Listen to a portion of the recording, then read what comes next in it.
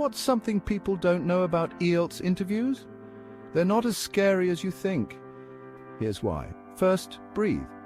Seriously, a few deep breaths can calm your nerves. Next, practice speaking about familiar topics. Talk about your hobbies, your favorite food, or your hometown. The more you practice, the more confident you'll feel. Remember, it's okay to take a moment to think before you answer.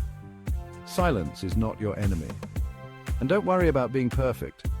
Fluency is more important than accuracy. Try to expand your answers.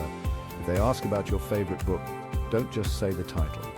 Explain why you like it. Share a personal story or an interesting fact. Finally, listen carefully to the questions. If you don't understand, it's okay to ask them to repeat. Better to be clear than to guess. You've got this.